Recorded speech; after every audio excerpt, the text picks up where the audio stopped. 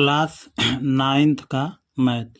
Chapter का नाम है निर्देशांक ज्यामिति, प्रश्नावली 3.2 का। पहला क्वेश्चन हम देखेंगे, निम्नलिखित प्रश्नों में से प्रत्येक प्रश्नों का उत्तर दीजिए।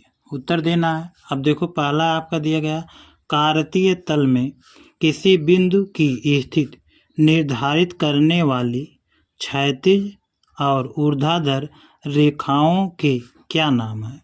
माने क्षैतिज और ऊर्ध्वाधर रेखाओं का क्या नाम है। तो उत्तर पहला देखेंगे, आंसर क्या है, क्षैतिज रेखाओं को एक्स अक्ष, मतलब क्षैतिज जो रेखाएं होती है उसे एक्स अक्ष तथा ऊर्ध्वाधर रेखाओं को वाई अक्ष कहा जाता है।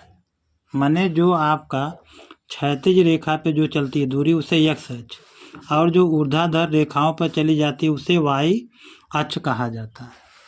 दूसरा क्वेश्चन हम देखेंगे, इन दोनों रेखाओं से बने तल के प्रत्येक भाग के नाम बताइए।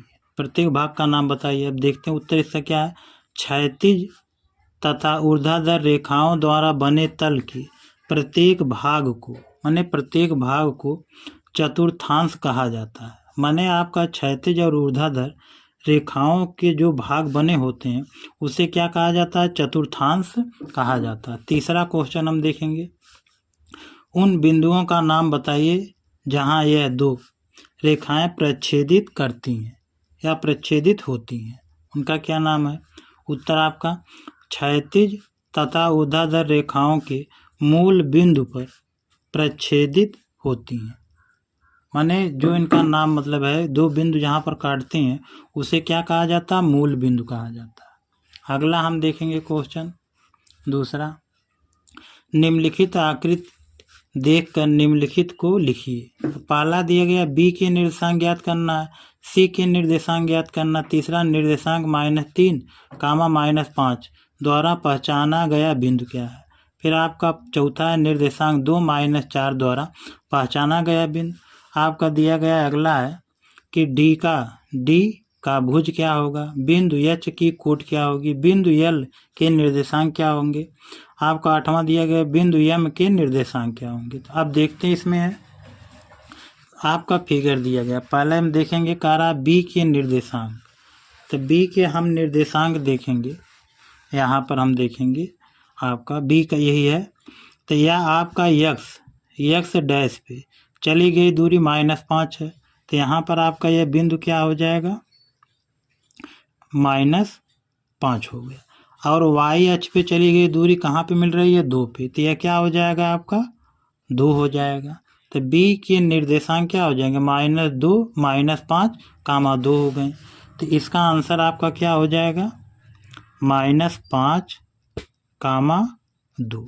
तो बी के निर्देशांक यही हो गई, इनका आंसर हो गया। अगला देखेंगे, कहा जा रहा है सी के निर्देशांक। अब सी के देखेंगे हम कहाँ पर है, सी यहाँ पर है। तो यह आपका यक्स अक्ष पे कहाँ पे यह मिल रहा है, 5 पे।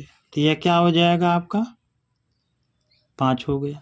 अब वाई डैश अक्ष पे कहाँ पे चली गई, है -5 है। तो कामा क्या हो जाएगा, -5 हो जाएगा। तो बी के सी के निर्देशांक क्या हो जाएंगे, 5 -5 हो जाएंगे।